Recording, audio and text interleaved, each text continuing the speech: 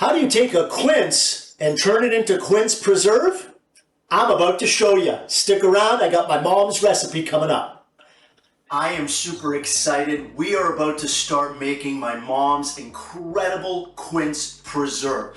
First thing I want to do though is talk about quince for a second. You cannot bite into this as if it were an apple or a pear. It is so dry that it would suck all the moisture out of your mouth and you can actually choke and die from it, to be honest with you. The Spanish use it quite a bit and they make something called membrillo out of it, which is like a fruit pate. However, where I first found it, my mom, she made this incredible preserve out of it. She learned it from my father's side, who's Persian, and the Persians use this quite a lot. I do gotta clean these up. You do see it's kind of got this fuzz on the top of it, kind of like a peach does. So I'm gonna wash those up, and then I'm gonna peel it. After it's peeled, I'm gonna cut off the flesh, the peel, and the core I'm gonna store separately. So the flesh I'm gonna put into one container with water and it's acidulated just to stop it from growing brown and oxidizing. And then the peel and the core I'm going to save also and get it into acidulated water. But the core, the seeds, along with the skin all have natural pectin inside of it.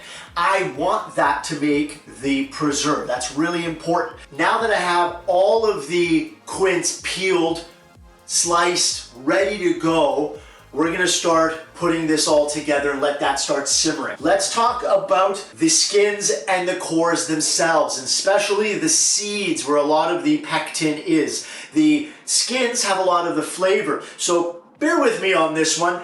I've got a clean cloth, very light clean cloth. You could use cheesecloth if you want, but I'm going to get this kind of over here and wrap it all up, and that's gonna end up going inside the pot so I can easily remove it later. So I'm gonna get this all in here. Hopefully I can wrap this tight enough. Got the wrapped up bundle tied up and ready to go. I'm gonna kind of bury it inside here. I've got some water here ready to go inside. We are gonna get in, I'd say for that amount, probably about 2 cups of sugar. I've got a couple of limes here. I've got also here some cardamom. That's going to go in. I am going to be adding some rosewater to this as well. Thing I need to point out about rosewater is through the cooking process, any cooking process, flavor almost disappears. Definitely do not add this till the end once it's starting to cool down. I'm gonna get this on the stove top. Ladies and gentlemen, I gotta be honest with you, this is gonna take a long time of simmering. But kick back, relax, watch the Leaf game. I know you're all Leaf fans, I hope, right? All right, I'm gonna get this on the stovetop. I've got it on medium high right now. I'm gonna wanna turn that down to a fairly low simmer once that comes up to temp. One of the most beautiful things that happens is it turns this beautiful, deep pink color that's absolutely gorgeous. And the flowers that the quince produces, beautiful flowers, almost looks like an orchid. All right, so that's gonna simmer for at least 3-4 hours and we'll come back to it when it's ready.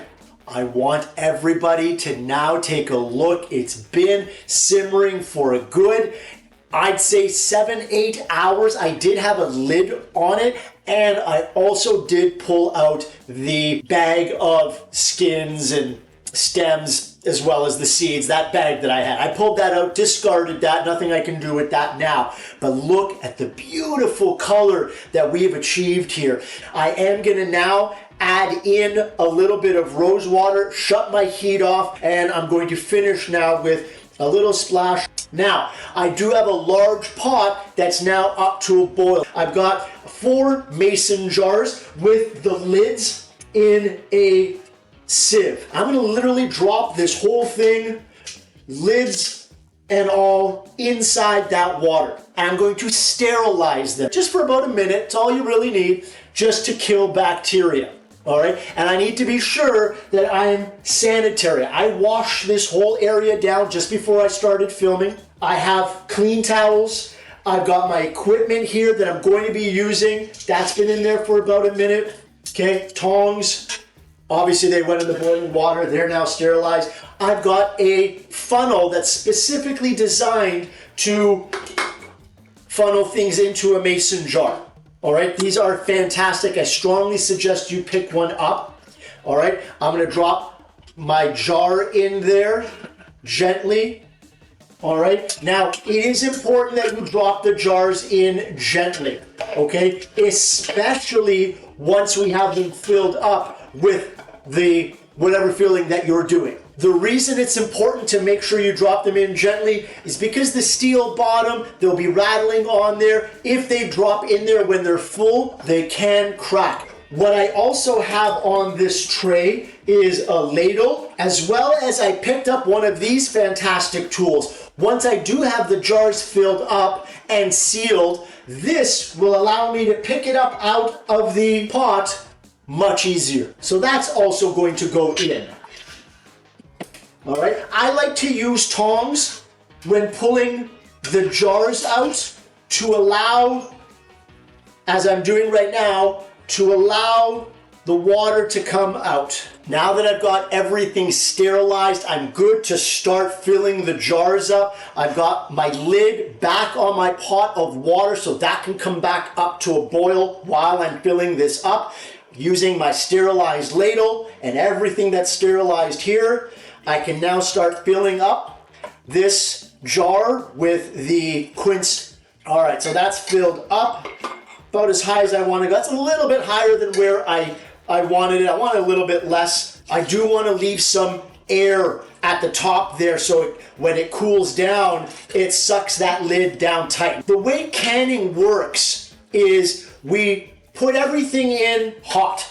All right, in particular in what we're doing here. There are some canning methods where you put the ingredient in cold because you want to preserve the texture, something like pickles. However, this is okay to do hot, and in fact, it's much easier and safer to do it when it's hot, because what's going to happen as it cools down, I'm going to take this, once I get the lids on, and I'll do that right now with this first one. Let me pull out a little bit here. So there, all right, I don't want too much sugar around the rim there, okay? Now, I'm gonna get the lid on. Now, what's going to happen, because this steam is collecting now in the top there, and I'm gonna take this and put this into the water. I can see I'm at a full boil here. So I'm gonna use my handy tool here to place that down. So as it heats up, that steam collects in there, and then we pull them out. I'm going to sit them onto this tray, cover them with a towel, and what's going to happen, as anything cools down, it condenses. And because we've created a vacuum with the lid, it's going to pull the lid down, that vacuum, and seal it nice and shut. And that's how it's able to sit on a shelf for 7-8 months, because we've sterilized everything.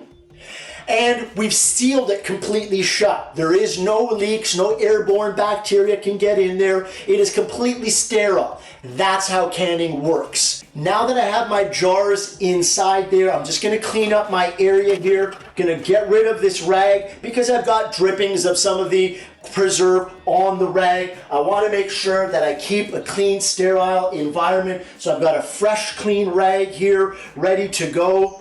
It's now been about 5-7 minutes since I dropped these in the water. I'm gonna pull these out now. And again, I just gotta say how wonderful this tool is that I have here.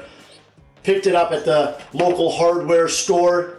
Fantastic, makes life a lot easier. Trying to do this with tongs and having the possibility of them dropping because you don't have a good grasp of the jars, really, really dangerous. So this is fantastic. All right, the jars are now out. It is imperative that we allow them to cool slowly. The ambient air right now, especially the fact that it's winter outside already here, it's a little bit chilly. The drastic change in temperature between the ambient air and the jars can be adversely affected, and they could even crack that stark change in temperature. So what we are going to do is slow down that process and prevent them from being so chilled, essentially, and cover them up. All right, this is important to make sure that we allow them to cool slowly. All right, and I'm just gonna now leave them on the countertop for a couple of days, just like this, and it'll probably be about 24 hours at minimum, 12, but probably around 24 hours for them to cool down fully, where you'll start, if you're doing a large amount of them, you'll start hearing the snap and pop of that lid compressing down. So that's when you know you've done a good job and you're going to be able to leave them on the shelf for 2 years, 4 years, 5 years even. That's when you know.